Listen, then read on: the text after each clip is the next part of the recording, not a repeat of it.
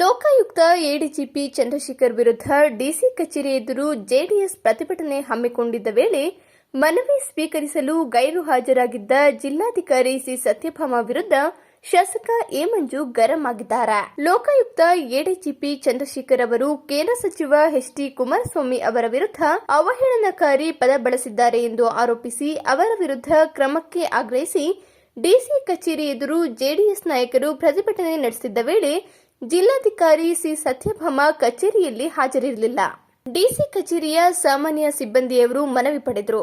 ಇದನ್ನ ಗಮನಿಸಿದ ಶಾಸಕ ಎ ಮಂಜು, ಜಿಲ್ಲಾಧಿಕಾರಿ ಆದವರು ಜನರ ಪರವಾಗಿ ಕೆಲಸ ಮಾಡಬೇಕು, ಅದರ ಬದಲಾಗಿ ಒಂದು ಪಕ್ಷದ ಪರವಾಗಿ ಕೆಲಸ ಮಾಡಬಾರದು.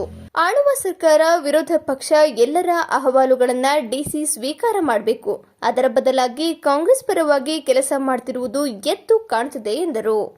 ಈ ಹಿಂದೆಯೇ ಸುದ್ದಿಗೋಷ್ಠಿ ನಡೆಸಿ ಇಂದು ಪ್ರತಿಭಟನೆ ನಡೆಸಿ ಮನವಿ ಸಲ್ಲಿಸುವ ಬಗ್ಗೆ ಪ್ರಸ್ತಾಪ ಮಾಡಲಾಗಿತ್ತು. ಆದಾಗ್ಯೂ ಡಿಸಿ ಅವರು ಉದ್ದೇಶಪೂರ್ವಕವಾಗಿ ಇಂದು ಕಚೇರಿಗೆ ಗೈರು ಹಾಜರಾಗಿದ್ದಾರೆ ಎಂದು ಡಿಸಿ ವಿರುದ್ಧ ಅಸಮಾಧಾನವನ್ನು ವ್ಯಕ್ತಪಡಿಸಿದ್ದಾರೆ. ಜಿಲ್ಲಾ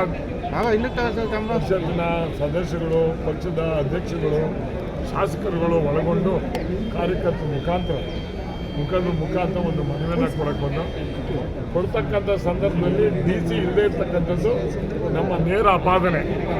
ಡಿಸಿ ಕೆಲಸ ಮಾಡ್ತಕ್ಕಂಥದ್ದು ಸರ್ಕಾರ ಕೆಲಸ ಮಾಡೋಕ್ಕೆ ಹೊರತು ಯಾವ ಪಕ್ಷದ ಪರವಾಗಿ ಮಾಡ್ತಕ್ಕಂಥದ್ದಲ್ಲ. ನಾವಿಲ್ಲಿಗೆ ಇವತ್ತು ಬರ್ತೀವಿ ಅಂತೇಳಿ ಮೊದಲೇ ಕೂಡ ನೋಟಿಸ್ ಕೊಟ್ಟಿದ್ದೀವಿ. ಆದರೂ ಬರದೇ ಇರ್ತಕ್ಕಂಥದ್ದು ನೋಡಿದರೆ ಎಲ್ಲೋ ಒಂದು ಕಡೆ ಇವರು ಉದ್ದಟತನ ಮತ್ತು ಕಾಂಗ್ರೆಸ್ ಪಕ್ಷದ ಪರವಾಗಿ ಕೆಲಸ ಮಾಡ್ತಾ ಇರ್ತಕ್ಕಂಥದಕ್ಕೆ ನಮ್ಮದು ಖಂಡನೀಯ. ಅದನ್ನು ಮುಂದಿನ ದಿನಗಳಲ್ಲಿ ಅವರು ಅನುಭವಿಸ್ತಾರೆ ಅಂತಕ್ಕಂಥ ಈ ಸಂದರ್ಭದಲ್ಲಿ ಹೇಳಕ್ಕೆ ಇಷ್ಟಪಡ್ತೀನಿ.